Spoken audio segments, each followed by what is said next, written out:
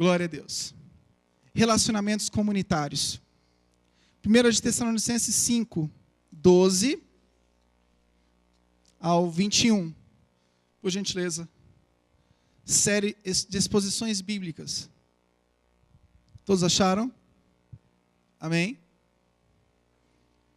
Agora vos rogamos, irmãos, que acateis com apreço os que trabalham entre vós, e os que vos presidem no Senhor e vos admoestam, e que os tenhais com amor em máxima consideração, por causa do trabalho que realizam.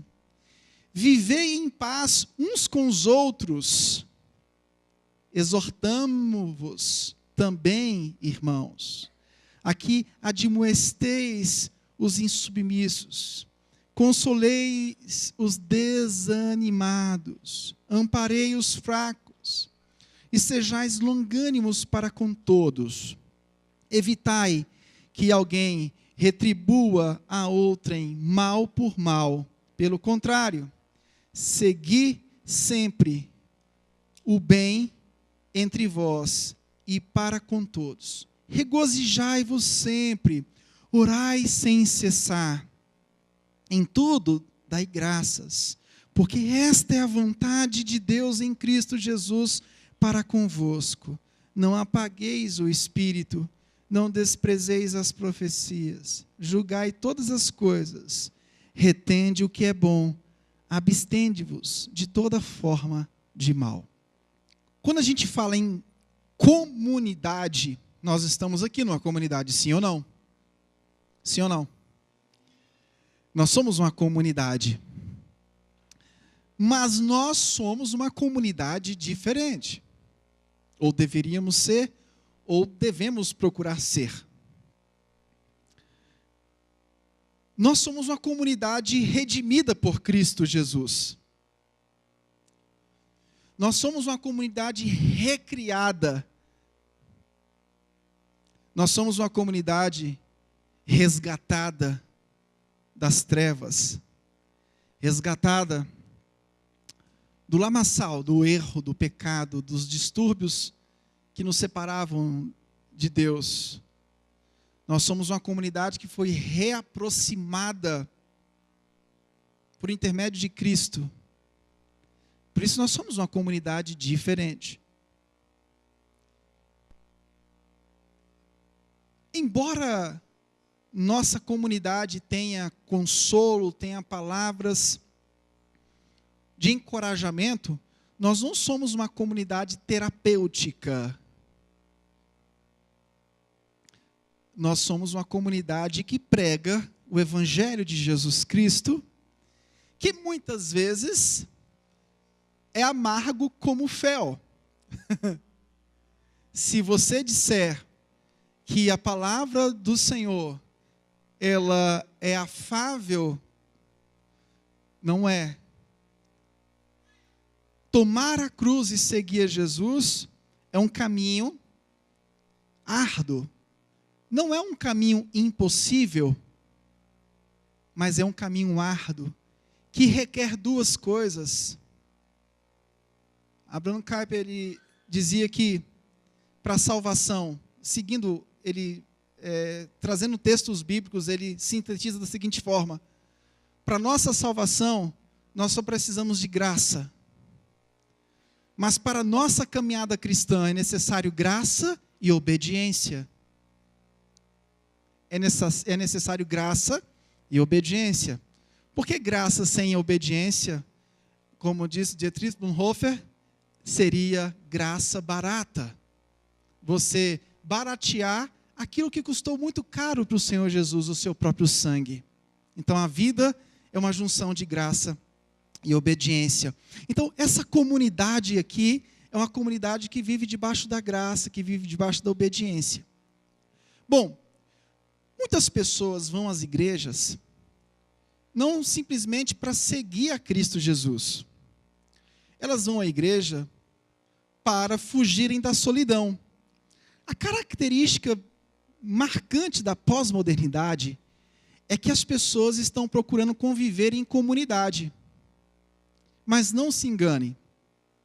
A comunidade que as pessoas buscam viver hoje é uma comunidade segundo a qual elas conseguem frequentar, elas conseguem conviver, mas sem muita cobrança, sem muitas cobranças.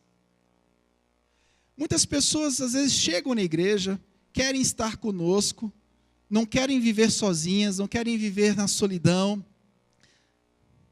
Às vezes o casamento não está legal. E querem viver conosco simplesmente para fugir da solidão. Mas no momento que nós começamos a expor o Evangelho de Jesus Cristo, no momento que nós começamos a pregar a palavra de Jesus Cristo, muitas pessoas começam a espanar. Porque o que elas esperavam dessa comunidade é que essa comunidade fosse uma comunidade só de encontros fraternais. Elas não esperavam ser confrontadas em relação aos seus próprios pecados. Então, a característica da pós-modernidade é que as pessoas vão buscar grupos de convivência. E nós, como igreja, temos que definir biblicamente a nossa identidade em Cristo e deixar bem claro que, apesar de sermos uma comunidade, somos uma comunidade da fé, centrada no Senhor, e que existem exigências para serem cumpridas. Existe uma identidade. Bom, nós já expomos a carta toda. A carta gira em torno de explicar alguns erros no tocante à segunda vinda de Jesus. Os irmãos de Tessalônica tinham algumas dúvidas acerca da segunda vinda de Jesus. Como seria a segunda vinda de Jesus? Paulo explica no capítulo 5 que ele vem ressuscitar os que dormem e buscar os que estão vivos. Paulo resolve os dilemas doutrinários acerca do entendimento da segunda vida, e Paulo vai tratar também acerca da santificação, a santidade. Paulo trata de questões escatológicas e de questões práticas da santificação. Muito bem, meus irmãos. Diante do texto de 1 aos Tessalonicenses, capítulo 5, do 12 ao 21, eu queria extrair aqui seis lições acerca de como nós podemos e devemos viver num relacionamento comunitário cristão. Paulo vai destacar aqui 6 tópicos acerca de como nós nos relacionaremos como comunidade cristã. Vocês estão dispostos a ouvir? Amém, foi assim, ai meu Deus. Não vou falar de mim, vou falar da palavra, né? Então, eu vou falar sem medo. Tá ok? Se eu tiver medo de pregar, eu tenho que largar a batina. Não posso ter medo. Você também não pode ter medo de ouvir. Então, apure os ouvidos. Preste atenção no que a palavra de Deus tem para falar ao seu coração. Não basta eu expor a palavra, você tem que saber ouvir a palavra também. Primeiro tópico. Paulo fala que uma comunidade cristã, no versículo 12, ela tem que acatar com apreço aqueles que trabalham na obra de Deus. E ele está falando aqui em relação ao pastorado. Eu sempre digo que pastores religiosos, enfim, autoridades, não devem ser idolatradas. Não podem. E ai de mim se aceitar qualquer tipo de bajulação. Idolatria não é coisa boa, nem para quem faz e nem para quem recebe.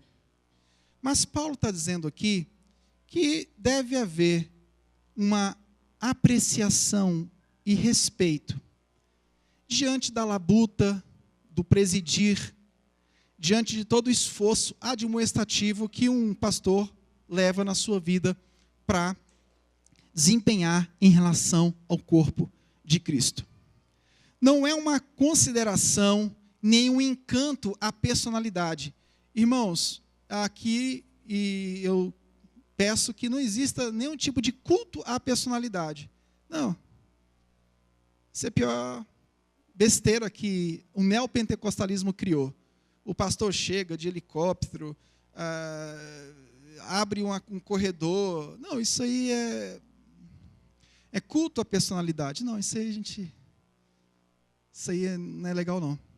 Mas isso é uma questão de respeito, questão de zelo, cuidado. A submissão é muito importante. E quando eu digo submissão, é submissão através das Escrituras Sagradas.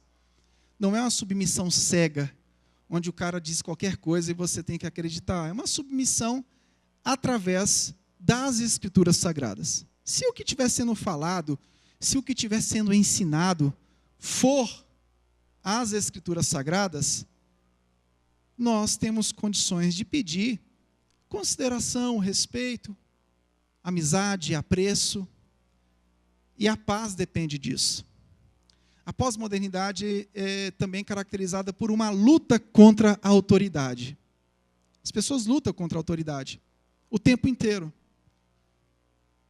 Essa luta contra a autoridade, ela existe o tempo inteiro. E isso na igreja não vai ser diferente. A segunda coisa que Paulo fala aqui é que nós temos que admoestar os insubmissos.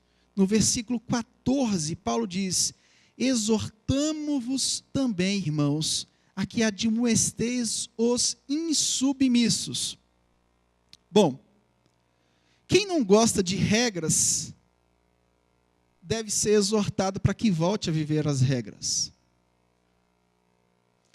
Sabe como é que funciona a questão de insubmissão? Funciona assim.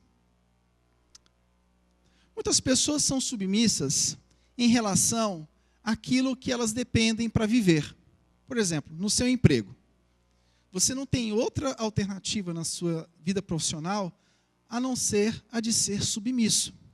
Porque se você for insubmisso, se você for funcionário privado, você é demitido e eles mandam embora mesmo. Se você for um funcionário público, a lei 8.112, que rege as questões da CLT, ela vai a lei 8.666, é isso?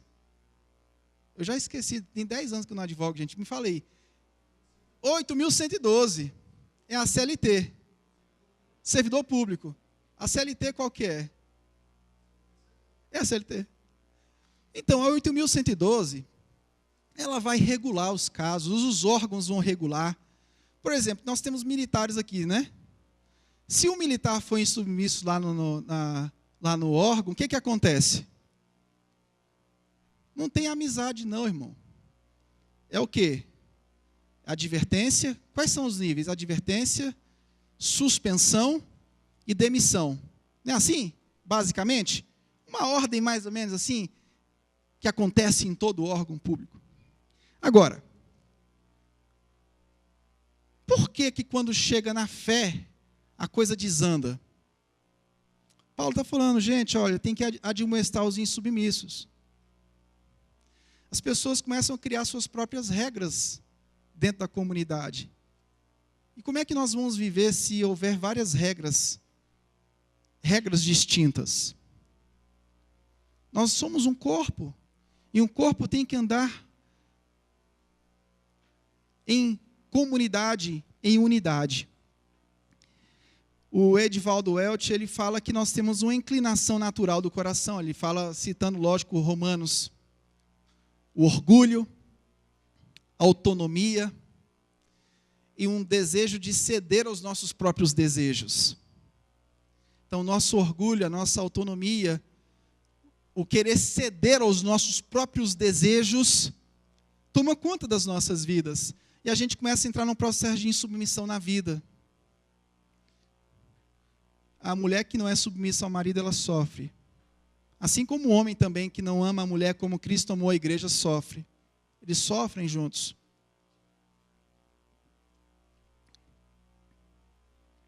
Uma vez eu fui celebrar um casamento na Bolívia, na nossa igreja lá, que nós abrimos lá em Cochabamba. E, meu Deus, foi um desastre. Que eu fui pregar a Bíblia, né?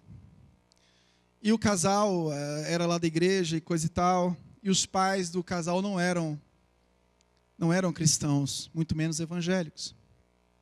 E eu preguei o texto de Efésios, capítulo 5, que fala da submissão da esposa e o amor que o marido tem que ter em relação à mulher, assim como Cristo amou a igreja. E eu usei um termo em espanhol, eu preguei em espanhol e eu usei um termo em espanhol. Porque o termo submissão, me orientaram, olha, cuidado com esse termo aqui, que esse termo aqui é pejorativo. Então use da forma, na tradução literal, você vai ter problemas. Que pode ser um falso cognato, alguma coisa nesse sentido. Mas mesmo assim, o pai da noiva, no momento da dança, não tem um momento da dança que o pai dança com a noiva, o pai pediu oportunidade antes. Eu falei, meu Deus, vai acabar com a pregação. Não deu outra. Ele desfez a minha pregação toda, dizendo que mulher não tem que ser submissa ao homem, tem que ser igual. Ele não entendeu. Ou eu entendi direito. A esposa dele não era submissa. Mas foi uma situação tão vexaminosa, irmãos. E eu chamei ele no canto, eu falei assim, olha, esse casamento é um casamento cristão. Chamei a esposa dele, chamei o casal. Esse casamento é um casamento cristão. E as regras do casamento cristão, quem dita é quem celebra. Então, o Senhor fez um grande mal em ter desfeito aquilo que eu preguei. O Senhor causou um grande dano. Porque eu saí do Brasil para vir para cá. E o Senhor não podia ter feito isso.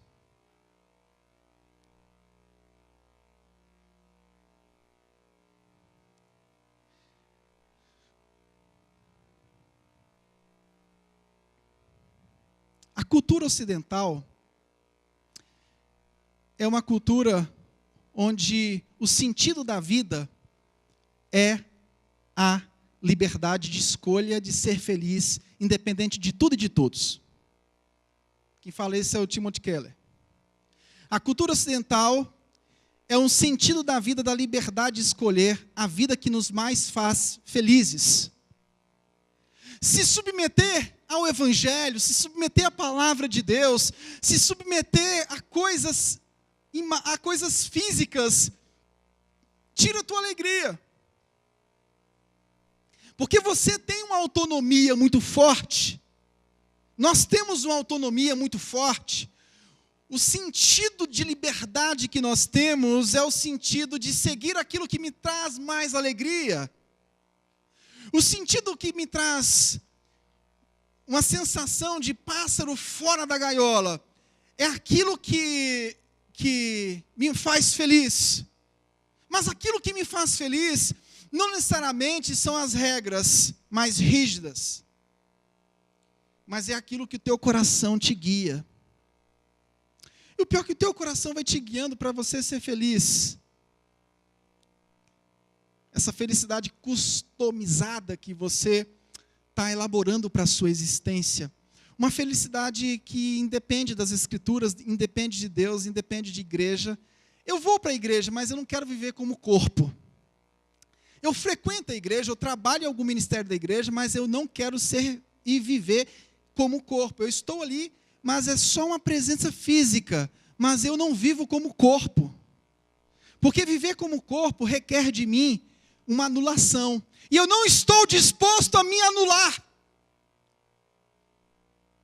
Eu não estou disposto a carregar a minha cruz e seguir a Jesus junto com os meus irmãos. Então, você vive em comunidade, mas não vive. E essa mensagem tem esse objetivo, de te mostrar o que é viver em comunidade. Viver em comunidade é viver conforme a comunidade. E nós somos uma comunidade cristã. O que você faz atinge o corpo. O que eu faço atinge o corpo. A tua vida de santidade atinge o corpo.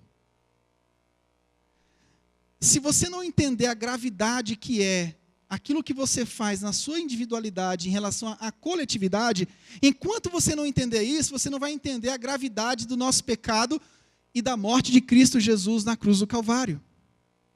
Se você não entende a gravidade daquilo que você faz, talvez você não tenha compreendido a gravidade daquilo que o Adão fez lá no Éden. Se você não quer carregar no seu corpo as marcas de Cristo, você não compreendeu as marcas que Cristo teve que suportar por sua vida. Uma coisa depende da outra. Terceiro lugar, a Bíblia fala para a gente consolar os desanimados. Versículo 14. Consoleis os desanimados. Aqueles que estão com medo ou dúvida devem ser amparados.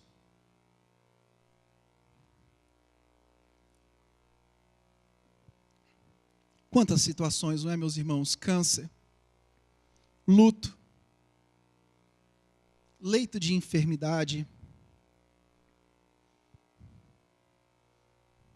Essas pessoas desanimam na fé. Ou talvez não desanimaram na fé, mas essas pessoas, filho, volta lá, filho, volta. Leva lá para mim, por favor. Acho que o nariz está sangrando. Obrigado. Essas pessoas desanimaram na fé. O Joshua vai levar ele lá. Só que o Otávio fica, tá, Otávio? Fica. Senta e fica. Essas pessoas desanimaram na fé. Gente, o problema, o luto, traz desânimo. Sim. O câncer, a enfermidade, ela traz um desânimo. Desanima quem está no leito de dor, desanima os familiares que estão cuidando. E qual deve ser a nossa atitude diante de pessoas que estão enfrentando esses problemas? Não é ser insensível. A June Hunt, ela é uma sobrevivente de um câncer. Ela escreveu um livro pela editora Vida Nova e ela fala, olha, a família precisa ser envolvida, não só o doente. A família sofre. A família muitas vezes está exausta.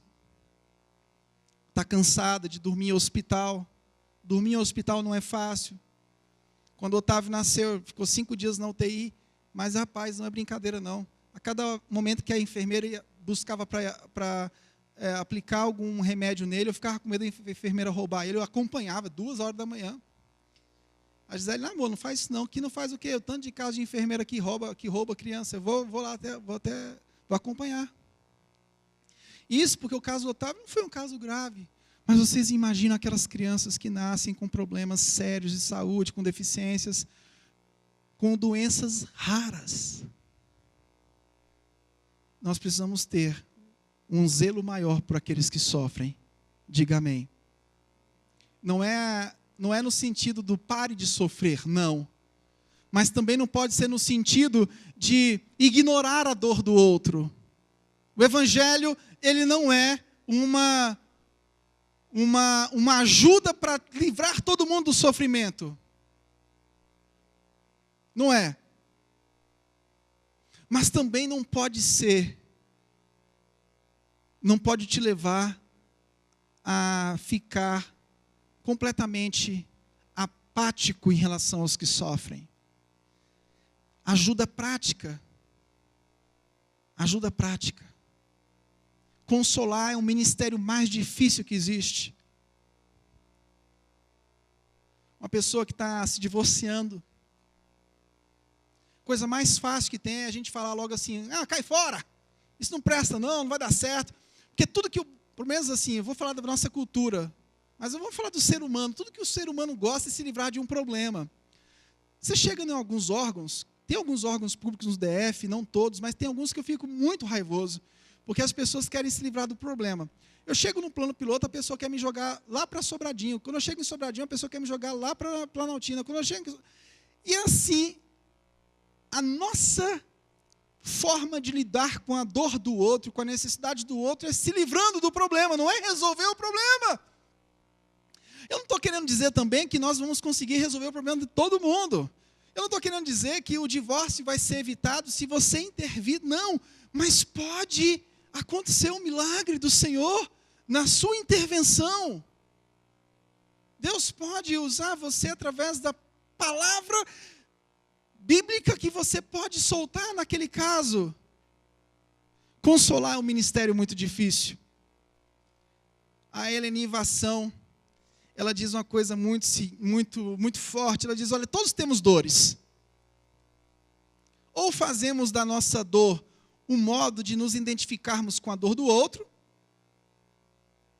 Aí nós nos abrimos, choramos, compartilhamos e deixamos que o Senhor comece a nos curar. E o consolo vem para nós e vem para o próximo. Ou então nos fechamos em nós mesmos, seguindo um sistema de autocompaixão e amargura da alma.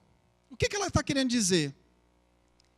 Quando você vê alguém sofrendo, sabe como é que você vai fazer para ajudar quem está sofrendo? Sofrendo com ela. Jesus, a palavra de Deus vai dizer, de se alegrar com os que se alegram e chorar com os que choram. Porque quando você chora com os que choram, o que acontece literalmente é que haverá um consolo mútuo.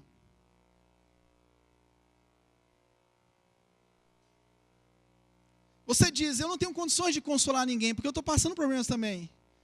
Vai lá, chore com ele, porque vai ser consolado a pessoa e você. Eu não tenho condições, pastor, de aconselhar ninguém, eu não tenho condições de ajudar ninguém, eu passo por muitos problemas no casamento. Como é que eu vou aconselhar alguém com problema no casamento se eu também passo com problema no casamento? Agora eu quero te perguntar, quem não passa problemas no casamento? Tem alguém aqui que não passa problemas no casamento? Que eu vou te encomendar para o céu agora.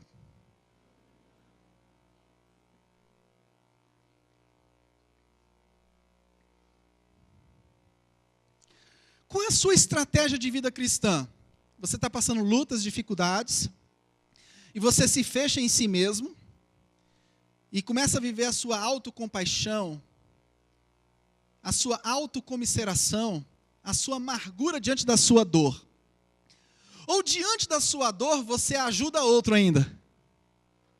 Porque é o contrário. Se você está vivendo dores na vida, saiba que você está apto a ajudar o outro. Sim, está. Porque o consolo que vai vir para a tua vida depende do consolo que você vai estender ao próximo. Porque no ato de você consolar, você vai ser consolado diante da sua própria dor. No ato de você ministrar, você será ministrado.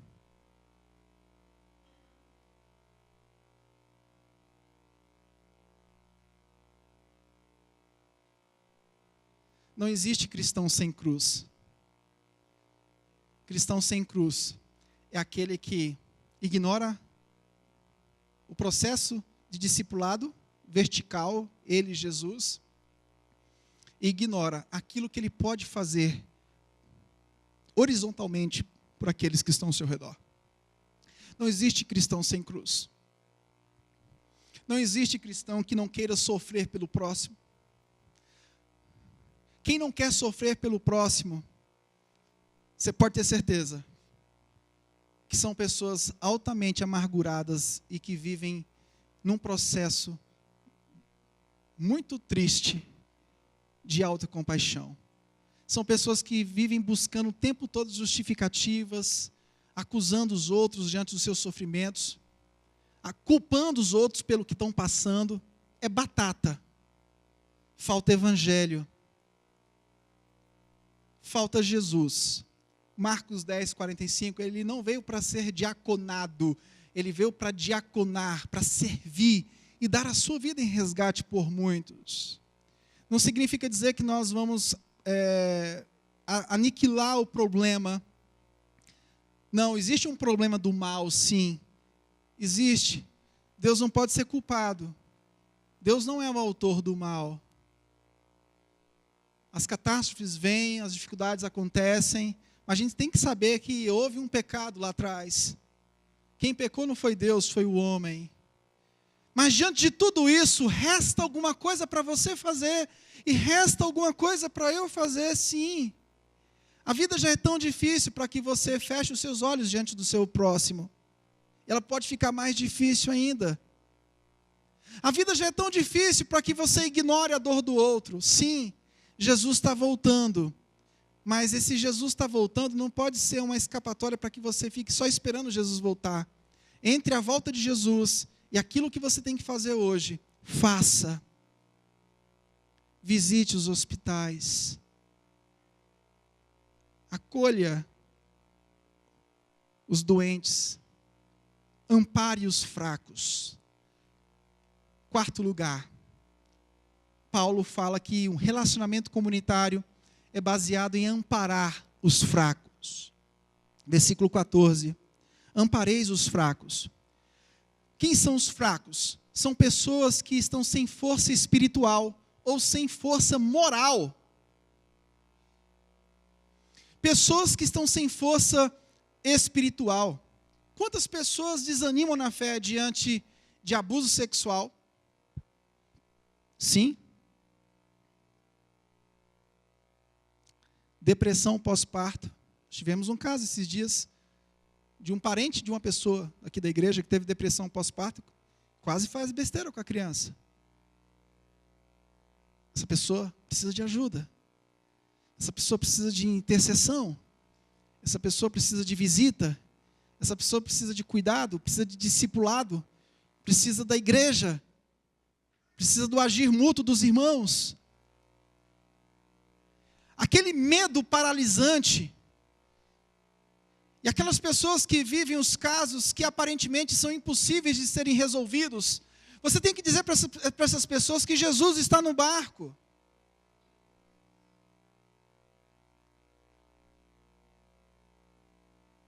Porque a depressão é um mal onde a pessoa não consegue enxergar luz no fim do túnel. Não estou dizendo que o tratamento é só esse. Eu entendo que o mata-leão tem que acontecer de vez em quando, aquela injeção para acalmar o ânimo, para o cara estabilizar os hormônios. Sim, a graça comum age também através dos remédios, através da ciência. Eu não ignoro a ciência. Sim, a ciência pode e deve ser usada a partir da graça comum. A graça comum existe para isso. Se você anda de avião é porque a graça comum permitiu que Deus desse inteligência lá para o criador do avião. Se você tem uma dor de cabeça, como eu, que tenho enxaqueca, quando eu tenho enxaqueca, e é quase todo dia, eu me entupo de remédios. O que eu entendo daquilo ali? Eu glorifico a Deus por conta daquele remédio, porque eu sei que foi Deus, através da graça comum, que possibilitou que aquele remédio fosse produzido. Agora, eu entendo que a Bíblia Sagrada está acima da graça comum. Eu entendo que Deus é poderoso para fazer o que Ele quer. Mas se Ele também quiser usar os cientistas, se Ele quiser usar os médicos, Ele também usa.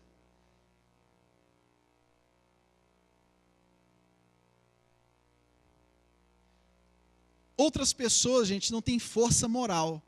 Porque o pecado é assim. Olha aqui para mim. O pecado é assim, ele vai arrancando a tua força. Você vai brincando com o pecado e vai indo, e você vai perdendo a força. Daqui a pouco, você fica sem força moral. E olha só que o Agostinho, nas Confissões, no livro 8, disse, muito interessante. Ele diz, olha, eu era impelido, não por grilhões alheios, mas por minha própria vontade, minha vontade física. O inimigo dominava-me o querer e forjava uma cadeia que me mantinha preso. Da vontade pervertida nasce a paixão, e não resistindo ao hábito, cria-se a necessidade. E a pessoa começa a ficar escravizada pelos vícios e hábitos pecaminosos. Da vontade pervertida nasce a paixão. E não resistindo ao hábito, cria-se a necessidade. Com essa espécie de anéis entrelaçados, que Agostinho chamava de cadeia, mantinha ele ligado à dura escravidão. Então, deixa eu te falar uma coisa. Não brinque com o pecado, porque o pecado pode te levar à escravidão, a hábitos escravizadores. Fuja do pecado, odeie o pecado, deteste o pecado, porque ele pode te tornar um escravo. E a sexualidade tem gerado muitos escravos. qual será a atitude da igreja em relação a pessoas que estão fracas diante da sua espiritualidade e pessoas que estão fracas diante da sua moralidade? Primeiro, falar a verdade em amor.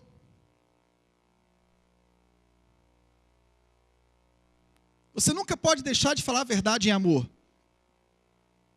Alguém está lá do seu lado, você está vendo que a pessoa está carregada da escravidão, e você não tem coragem de chegar para ela e falar, olha, cuidado. O cara sobe no púlpito e não tem coragem de falar do pecado. Ele só quer afagar o ego das pessoas. Essas pessoas nunca serão libertas. Falar a verdade em amor, mas a verdade nunca pode deixar de ser falada.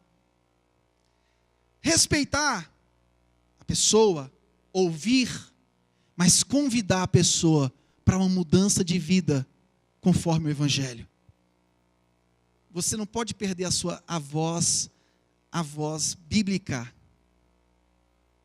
A tua boca tem que ser uma boca bíblica. Você nunca pode perder isso. Às vezes os pais se tornam complacentes com os pecados dos filhos. O rapazinho trazendo a namoradinha, aí os pais crentes, que é o que mais me aterroriza isso, deixa o filhotinho ir para o quarto com a filhotinha dos outros.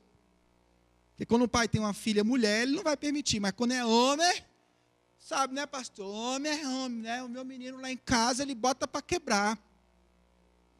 Deixa eu ir para o quarto com a menininha lá e o troço pega fogo. De vez em quando eu vou lá e levo um suquinho para eles, mas sabe, né, pastor? É macho.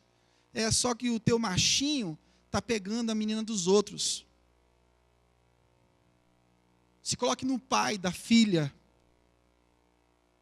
e destrua esse machismo. O machismo é tão perigoso quanto o feminismo. O teu filho homem pode ser viril, gostosão, aquele cara que entra no ambiente e passa o rodo geral, e todo mundo está batendo palma para você. Está batendo palma, que lindo, que bonito. Está passando o rodo geral, né? O inferno está te aplaudindo. Ô bonitão, olha aqui para mim, o inferno está te aplaudindo. O diabo está rindo da tua cara. Trouxa, volta para Jesus, volta para a santidade. Você está fazendo mal a você, está fazendo mal ao corpo de Cristo. Fuja dessa escravidão. Mas como eu vou fugir dessa escravidão? Se convertendo. Se você não é convertido. Temendo ao Senhor, se você já é convertido. Abandona a mentira do pecado. Diga não. Permaneça firme e faça parte do corpo de fato e de verdade. Esse negócio de vir à igreja e só frequentar, isso não é ser parte do corpo. Ser parte do corpo é viver os propósitos de Cristo Jesus.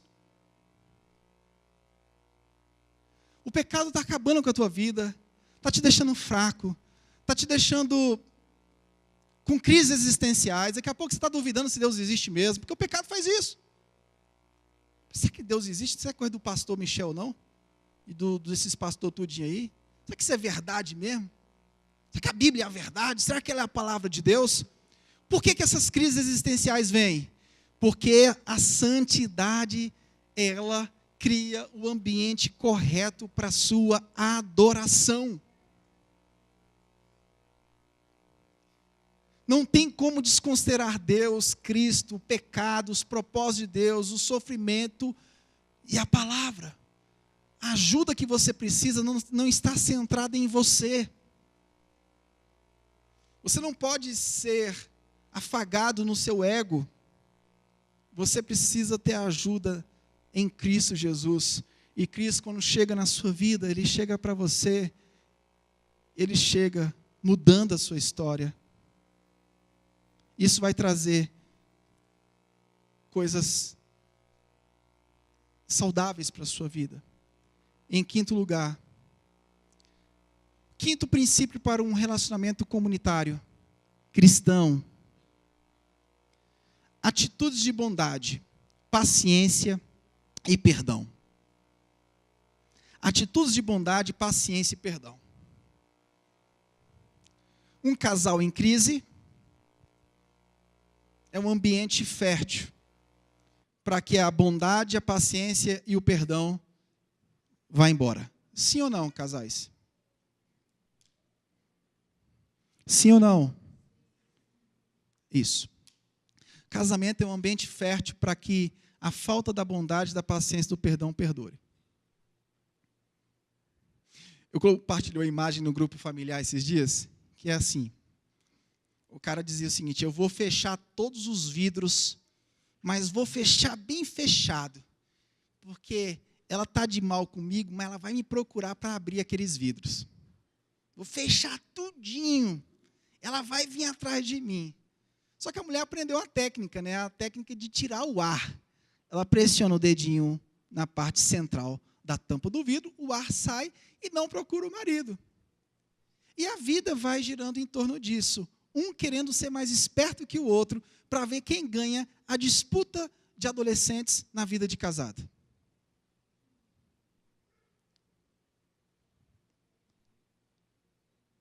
Um casal em crise. Como está a vida espiritual no casamento? Vocês estão orando? Lendo a palavra?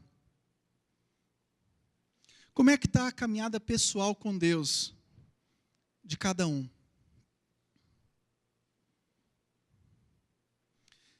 Se um dos dois não forem crentes, qual o objetivo do casamento para a parte não crente? Porque se for igual ao do Roberto Justus, é ficar 10 anos, chutar e pegar a outra. É assim? Ou então, para o lado das mulheres. As mulheres são independentes hoje. Elas dizem: eu tenho meu salário, não dependo de homem.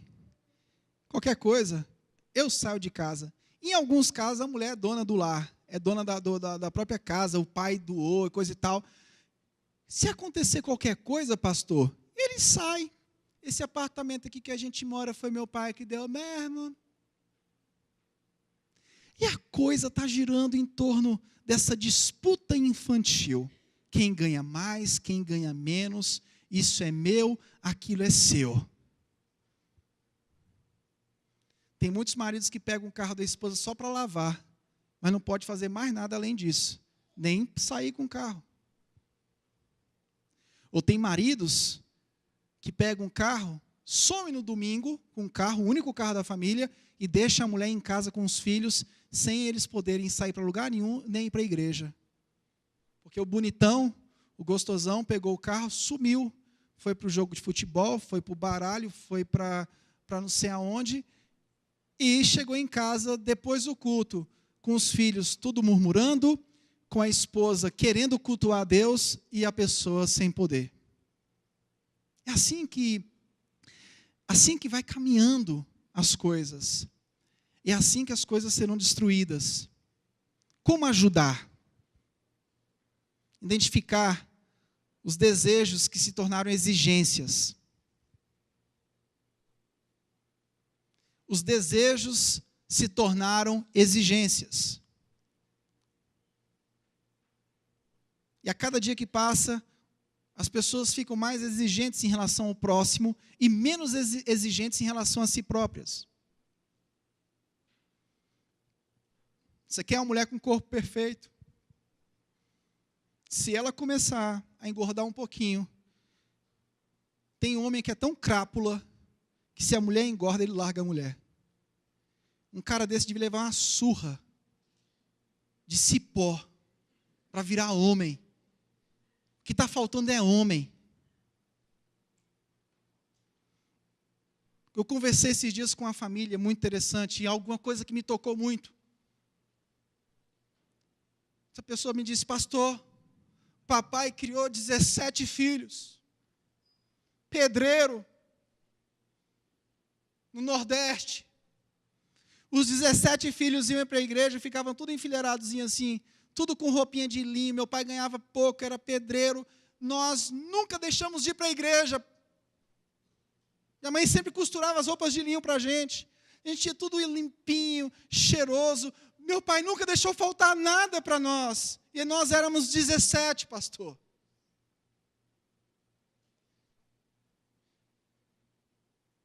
O feminismo cresce porque está faltando homem. Sabe como é que o feminismo vai acabar? Quando os homens começarem a aparecer de novo. Mas o que a gente tem na nossa sociedade pós-moderna é um bocado de moleque. Moleques com 50 anos. Moleques com 60 anos. O cara chega com 60 anos, acha que é o playboy. E quer voltar a viver quando se tinha 30. Está na hora dos homens despertarem a masculinidade bíblica. As mulheres só vão aprumar. As mulheres só vão entender o papel delas quando elas identificarem o papel dos homens.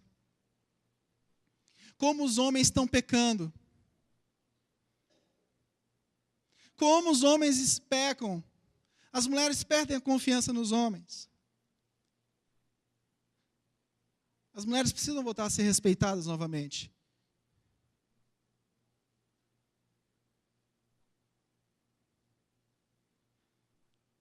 Os homens precisam parar de gracinha com as mulheres. Quando a gente vê no jornal as mulheres indignadas, com assovios, com cantadas, com tantas coisas, isso é aterrorizante mesmo. O Richard Baxter vai falar uma coisa muito interessante. O sucesso na sua vida vai depender de como você trata das questões morais do seu dia a dia. O evangelho não pode ser confundido com moral, mas no evangelho tem moralidade.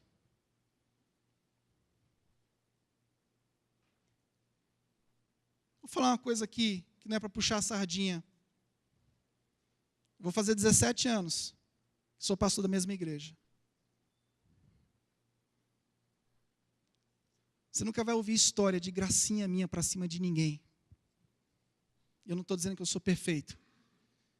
Eu não estou aqui querendo dizer que sou melhor que ninguém.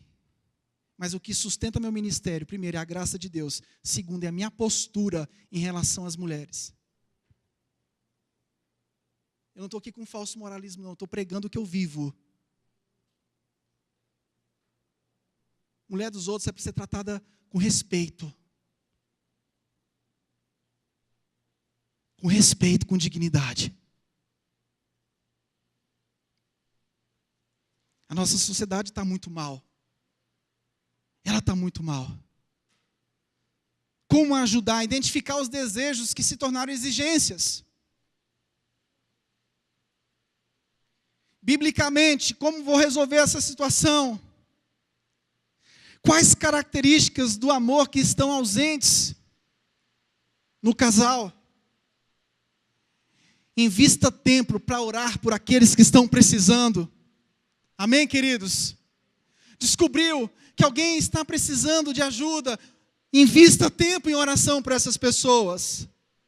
Identifique os ídolos que estão por trás da sua própria vida, do seu próprio nível de relacionamento marital. Se você puder identificar os ídolos também que estão na vida daquelas pessoas que estão ao seu redor, faça isso e ajude essas pessoas a largarem a idolatria do corpo, a idolatria do sexo. O sexo se tornou um anfitrião perigoso na vida de muitas pessoas, porque tem escravizado muitas pessoas. Dê tarefas práticas, estudo, leitura bíblica, oração.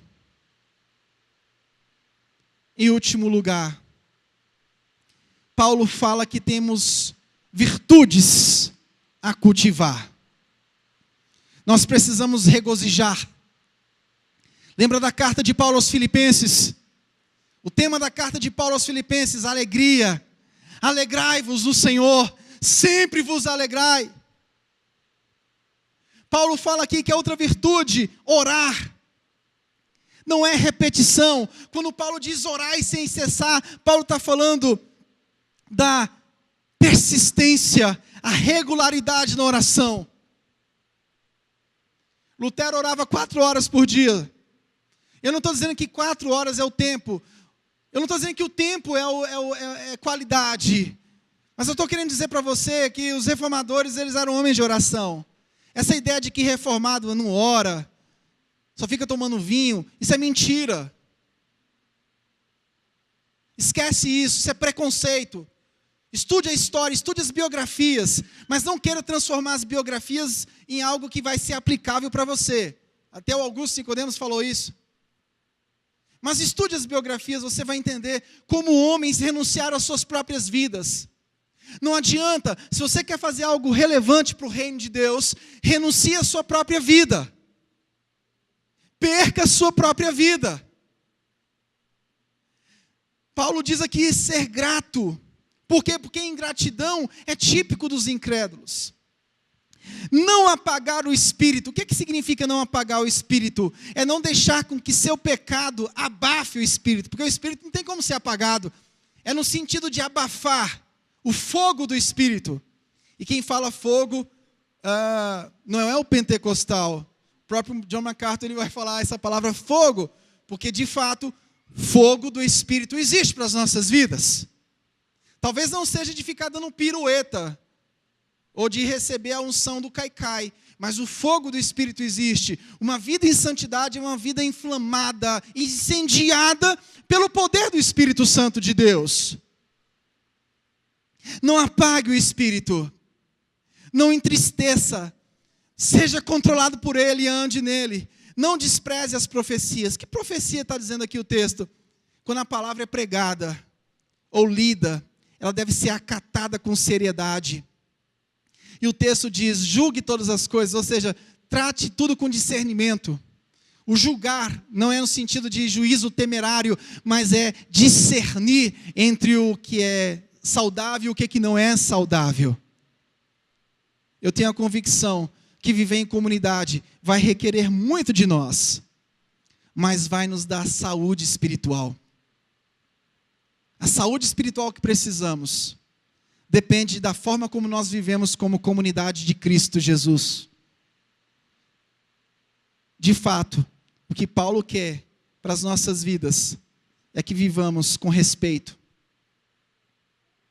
Relacionamentos comunitários saudáveis. Piedade. A piedade é o regozijo no Senhor. Vida de oração, vida de ação de graças. Paulo encoraja a profecia. Qual profecia? Essa aqui. Mas também a examinar e reter o que é bom. Não estou dizendo que aqui tem coisa ruim, mas às vezes naquilo que é falado, tem algo que não é tão bíblico assim. Então você tem que aprender a reter o que é bom. E o que é ruim você tira da sua vida. Eu tenho um desafio para você. Vários desafios.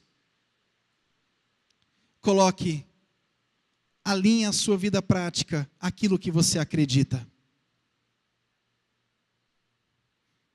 É o que Paulo vai falar na carta aos Tessalonicenses.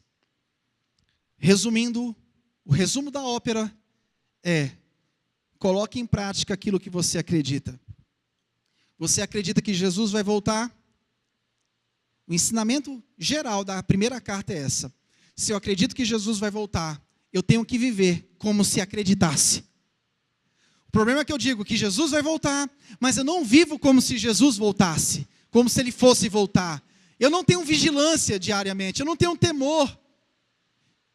A minha vida não expressa a Cristo Jesus, então eu vivo como se Ele não fosse voltar. Quando a santidade não está na minha vida, eu vivo como se Ele não fosse voltar. Mas como o pastor André pregou no texto do domingo passado, Ele virá como ladrão e pegará de surpresa muitas pessoas.